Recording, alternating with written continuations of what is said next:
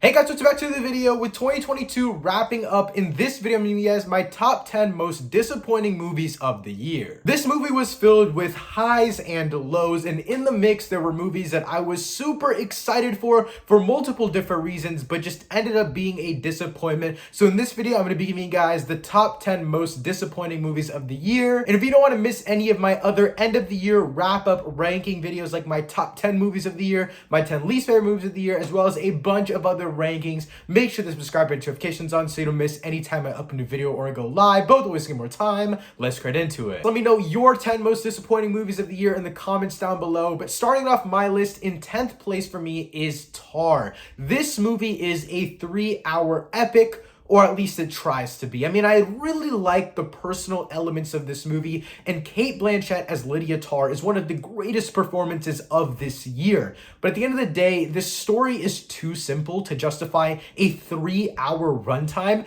And honestly, I'm just gonna say it's not for me, because I know a lot of my friends really enjoyed this movie. They really had a great time with it, and they really liked how such a simple story was stretched out for so long, and how personal it really got, how into the details it really got, and how great this character was really explored. For me personally, the character kind of got boring midway through the movie. The orchestral elements were really entertaining, and so was the social commentary. I thought it was integrated into the movie really well. At times, yes, it was a little bit too much, but for the most part, I thought it was integrated really well. But at the end of the day, again, it's just a very simple story that did not need to be 3 hours long. I was really fidgeting within even just like the last hour of this movie. It was just way too much for no reason. But moving on, in 9th place for me is Brahmastra Part 1 Shiva. Now this movie is very interesting because it's the first big Bollywood blockbuster franchise, at least one that's known to actually pan out. They started working on the future of this franchise before this movie even came out. It's a big epic spectacle about gods and connecting it to a very personal story. And what I really like to do with Bollywood movies is not watch the trailers, because they tend to give away a lot. And I watched the trailer afterwards, and this one didn't give away too much for the general story. And I really like how this movie balances out all of its lore. But once you actually get into the movie, the first 2 acts are really great. But what's so disappointing about this film is the fact that as you're getting into the 3rd act, the story that you saw in the first 2 acts feels like it's starting to wrap up. And then they bring in a whole new element just to give you that 3rd act, like big blockbuster feel that they're trying to push you into the next movie and try to build out this world. And I thought the world building was great for the majority of this movie. But as you get into the 3rd act, you kind of build up this team of characters, and they have all these different powers, and the effects are great, especially for Bollywood movies. There's a track record of them being super anime-like, and this is that, but it's kind of justified with the whole god sci-fi type of story that this movie is telling. And the way that it goes about it is great. But again, towards the 3rd act, it really starts to get bad, especially in comparison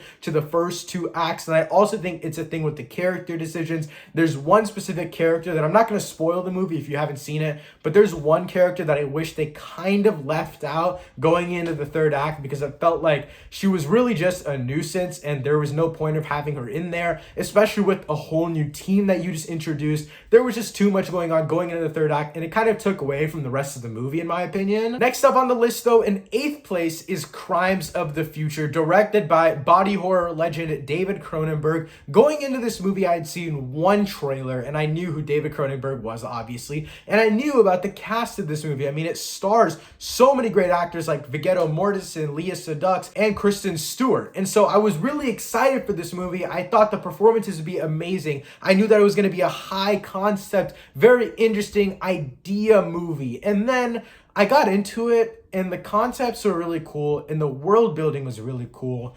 But as the movie went on, I was just bored. I mean, we have this one reoccurring thing in the movie where our main character goes to talk to this guy on the side of the street. I'm honestly blanking on what they were actually talking about during the movie, but it was a reoccurring thing that I was like, dude, I just want to get out of this theater and leave. It is so boring. I mean, with this one, it's either you love it or you hate it. And I totally understand if people love it. It's a very high concept body horror thing. And a lot of the body horror is actually really cool, really unique, really creative at that. but it just wasn't interesting for me personally, and I was really excited going in because of the cast and because I like these really high concept, very unique stories, and I can praise Cronenberg for giving us a very unique concept and a very unique movie, but at the end of the day, I just didn't really enjoy my time with it. But moving on, in 7th place for me is Amsterdam. I think this movie had so much missed potential, and that's what a lot of this list really is. But the main thing for me, and aside from all of the David O. Russell stuff, because I just hate the guy, aside from all of that stuff,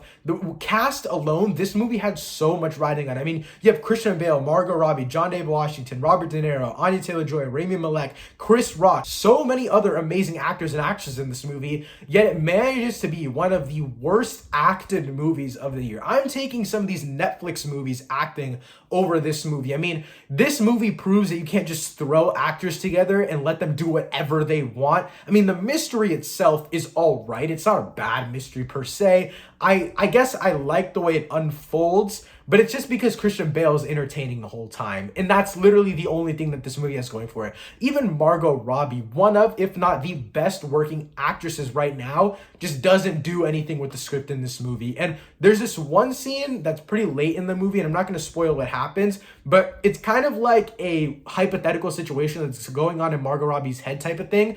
And all these characters are just talking back and forth, back and forth. And it includes an absolutely insane cast of characters, an insane lineup of actors and actresses, and it's somehow one of the stupidest acted scenes of this year. I mean, this movie all around was just a disappointment, and it kind of sucks to see. I mean, I don't like the director, but I feel like the actors and actresses deserved better. The material just wasn't that good, and overall, it was really uncomfortable seeing all of these great actors together, but they all just sucked. Up next, though, in 6th place for me is Men. Now, this movie is very interesting to me as well, because going in, like Crimes of the Future, I didn't really know much about the premise. I got my ticket. I was like, we're going opening night. We'll see what happens. And I really actually liked the first 2 acts of this movie. I was really intrigued. You start the movie with one of the ending scenes, and it's a really cool buildup.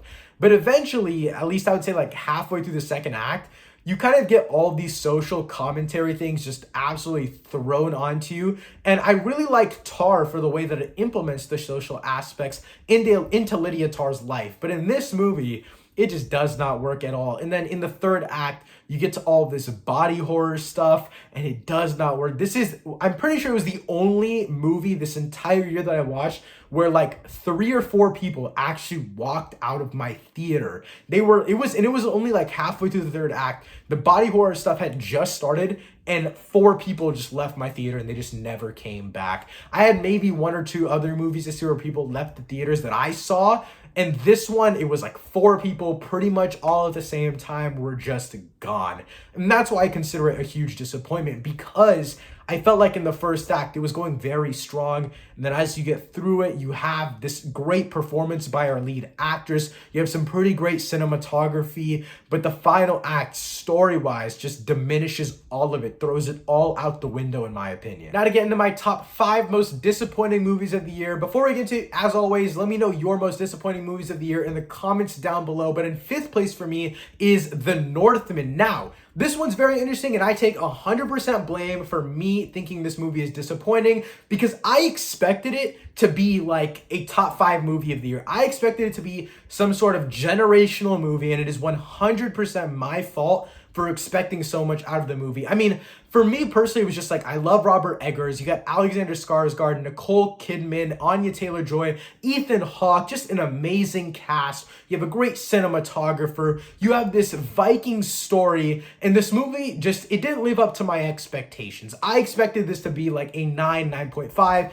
and it's an 8 out of 10 for me. It's in my top 25 movies of the year, and I've seen 100 movies this year. But for that, I do have to say, it was disappointing for me personally. Again, I don't think it's a bad movie by any means. It is easily the best movie on this entire list, and that's why it's at number 5 for me, because I was expecting so much. And I don't want to hate on this movie too much, because genuinely, I like the movie a lot. But again, I just had way too high of expectations going in, and I completely take fault for that. But now moving on to my fourth most disappointing movie of the year. In fourth place for me is Netflix's Spiderhead. Now this movie stars Chris Hemsworth, Miles Teller. It's directed by Joseph Kosinski, who did Oblivion, Tron Legacy, and Top Gun Maverick, one of the best movies of this year.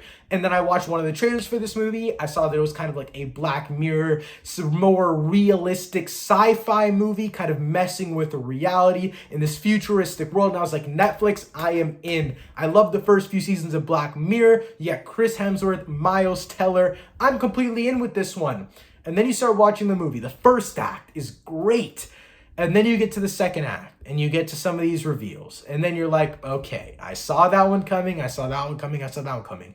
Again, it's not a bad movie by any means, but it just turns into your average Netflix blockbuster movie. And that kind of sucks because it had so much writing for it. Me personally, again, I enjoyed my time with the movie. I'm not here to say that it sucked.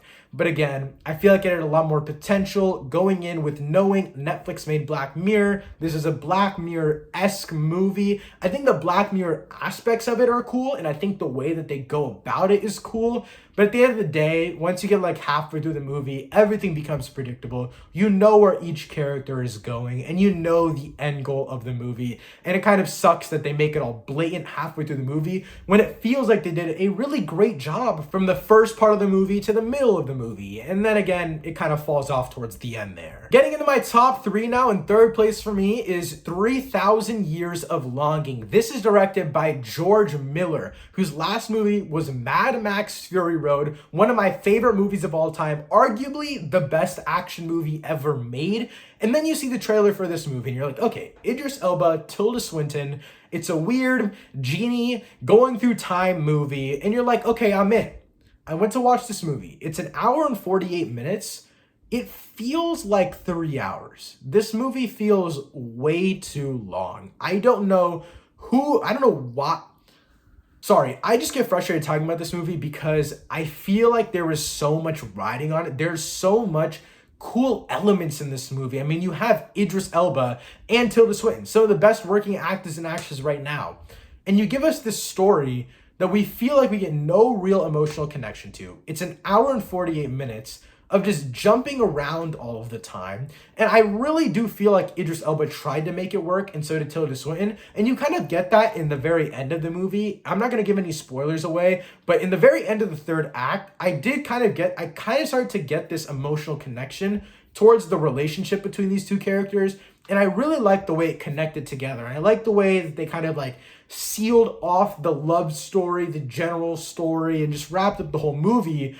But that doesn't excuse the entire rest of the movie, to be honest. Like, it was George Miller. I mean, you have the scope, you have the scale, you have the size, but it was a snooze fest, man. But moving on, in second place for me is Jurassic World Dominion. I am a diehard defender of Jurassic World, and I am an enjoyer of Jurassic World Fallen Kingdom a lot more than other people, and I really liked the story that they had built up through those first two movies in the new trilogy, and I really liked the way that they played it out, the way that they let the animals escape, and they now live in the natural world. And I thought Dominion was going to be a great conclusion to this franchise, wrapping it up all together. You have such great setup. Even if Fallen Kingdom wasn't the best movie ever, it had great setup for the third one. But Jurassic World Dominion takes the absolute worst parts of World and Fallen Kingdom and just meshes it into one movie with the old cast. Like, that's pretty much all that this movie does, and it is abysmal. Once again, I will defend Jurassic World and Fallen Kingdom for the rest of my life, but this one, I just can't defend it. I mean, you're turning a movie about dinosaurs, a franchise about dinosaurs in the real world, and turning it into like cicadas. Like, you're talking about bugs at this point. Like, I don't think you could have done a worse thing to this franchise than just completely shying away from the dinosaurs. Like, they just completely leave them behind. Even Chris Pratt and Bryce Dallas Howard, they don't seem like they want to be in this movie at all. It seems like the OG cast is the only ones that actually want to be in this movie, and even then you can tell they're just doing it for a check. I mean, this story is abysmal. The writing is terrible, and everyone is just split up all the time. It's not even like the OG cast actually returned. They're literally just in the final act together. It's so stupid to me how much they ruined this franchise. They take away the main aspect. They take away the dinosaurs. And Fallen Kingdom already had this issue where they technically did make humans the villains rather than actual dinosaurs running away from dinosaurs and stuff like that. But I could see past that for Fallen Kingdom because they still have that goal of letting the dinosaurs escape, and at the end they have Blue fighting that genetically modified dinosaur. I think that all is really, really cool, but in this movie they just throw all of that away. They're trying to get rid of bugs. I don't want to talk too much more about this movie because I'm just going to be more and more frustrated, but I know this number one makes me even more frustrated to talk about. But my first place, my most disappointing movie of the year is Thor Love and Thunder. This movie is so bad. Like, I'm a diehard MCU fan. You guys know me. I'll defend the MCU to my grave. This movie is abysmal. You have Taika Waititi, who did Thor Ragnarok, reinvented this character. Infinity War was the peak of this character. I wasn't the biggest fan of what they did to the character in Endgame, but he was still a cool character. Like, they had great development for him in Thor Love and Thunder. They take all of that, everything that was built up since, 2017, and just throw it out the window. They make him a complete joke. This movie is like an SNL skit that couldn't even get aired. I mean, I've said that multiple times when talking about this movie. I don't like this movie so much that I didn't even make a review on it on the channel. You guys can see I did an initial out of theater reaction, and it was pretty much me and my best friend just making fun of the movie for like 7 minutes because we just did not like the movie at all. Not even to mention, award-winning actor Christian Bale is in this movie. He might just go down as the most wasted actor in the MCU. He is abysmal here. I mean, it's not just him, but it's the character, Gore the God Butcher. The God Butcher, that's the emphasis we need to put on the name here. When you hear that Thor, a god, is going against Gore the God Butcher, don't you expect some god carnage to happen? I mean, we see all of Olympus. When the trailers came out, I was like, oh my god, all of these gods are gonna die. Gore is gonna kill all of them, and Thor is gonna be hot on his heels, running from Gore's wrath. You get into the movie, and Gore has captured a bunch of kids, and he's sitting in a little cage on a planet where Thor is just talking to Zeus and making jokes all the time. I mean, this has to be the most pathetic Zeus we've ever seen. I understand it's for comedic purposes, I get that. But why is this movie like that? I mean, imagine if we had Thor Love and Thunder, the elements of this movie. You have Thor, a Jane Foster that's battling cancer. You have Valkyrie who's out for vengeance. You have Gore the God Butcher played by Christian Bale.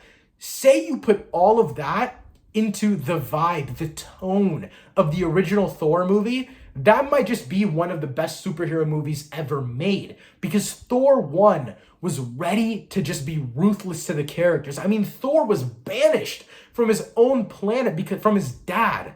And this movie takes everything Thor has been in this MCU franchise and throws it out the window. It is a complete joke in this movie, and it's so disappointing to see. As someone who loves the MCU, I couldn't even defend this movie. I mean, I just didn't even make content on it because I didn't want to be negative. I don't like saying negative. As you can tell in this video, I'm a passionate hater for Thor Love and Thunder because this movie is just, it's abysmal. I don't want to see Taika Waititi near this character again.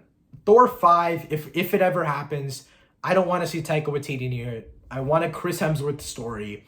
I want my Norse god back. I want the Infinity War Thor. I want whatever, even like post-Endgame Thor. I want Thor back, like the badass, the cool, the hero, not the joke. I want the hero Thor back. But guys, that's my list for the top 10 most disappointing movies of 2022. Again, I'll be uploading many more rankings and lists to wrap up movies for 2022. And as always, let me know your ranking for your top 10 most disappointing movies of this year in the comments down below. Thanks so much for watching. I'll see you next time. Peace.